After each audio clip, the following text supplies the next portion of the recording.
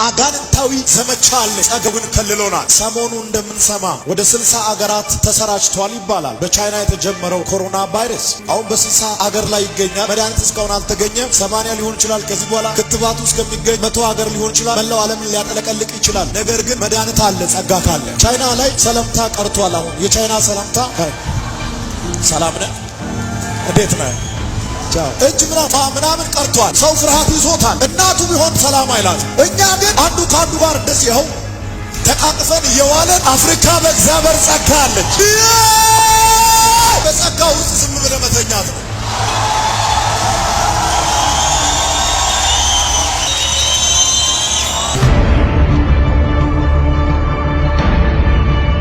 እኔን ያሳመረኝ ልብስ አይደለም ጸጋው ነው። እኔን ያሳመረኝ የንግግር ችሎታ አይደለም ጸጋው ነው። እኔ አሁን በእናንተ ፊት ቆሜ የምሰብከው በጸጋው ኃይል ነው። የአገልግሎት ልምድ ስላለኝ አይደለም። ቸርች አካባቢ ስለቆየሁ አይደለም። ልዩ መስፈርት ስላሟላው አይደለም። በእናንተ ፊት ቆሜ ይህንን መልእክት እንዳስተላልፍ የረዳኝ ያቆመኝ የአምላክ ጸጋ ነው። ጸጋው ይበቃኛል። ምንም ባይኖራችሁ የእግዚአብሔር ጸጋ ያኖራችኋል።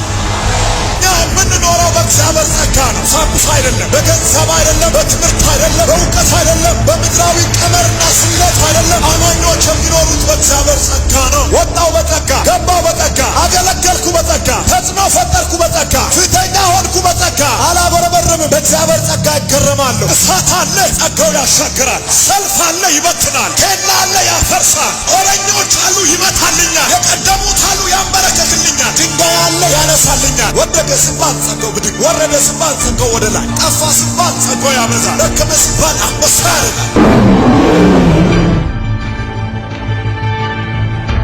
አንዳንድ ሰዎች ከተጠሩ በኋላ በጣም ተናጋሪ ስለሆኑ ወይም ደግሞ ሰባኪ ስለሆኑ ወይም ደግሞ አስተማሪ ስለሆኑ ወይም ደግሞ ትንቢት ተናጋሪ ስለሆኑ ወይም ሆነ መስፈርት ስለሚያሟሉ የተጠሩ ይመስላቸዋል። ይዘናጋል። እኔ መነሻዬንም አውቃለሁ፣ መድረሻዬንም አውቃለሁ። መርሳት አልፈልግም። እኔን ያነሳኝ እግዚአብሔር ጸጋ። አሁን የቆምኩት በእግዚአብሔር ጸጋ፣ ነገንም በድል የማገለግለው በእግዚአብሔር ጸጋ። በእውቀት እንዳልል ዓለም ሳይፈጠር በፊት ነው የተጠራው። ሳትወለድ ተምርሃል እንዴ? በእናት ማፀን ውስጥ ትምህርት ቤት አለ። እውቀትንም ተወው፣ ሀብቱም ተወው፣ ብልጥግናም ተወው፣ ምናምንም ተወው፣ ጸጋውን ያዝ።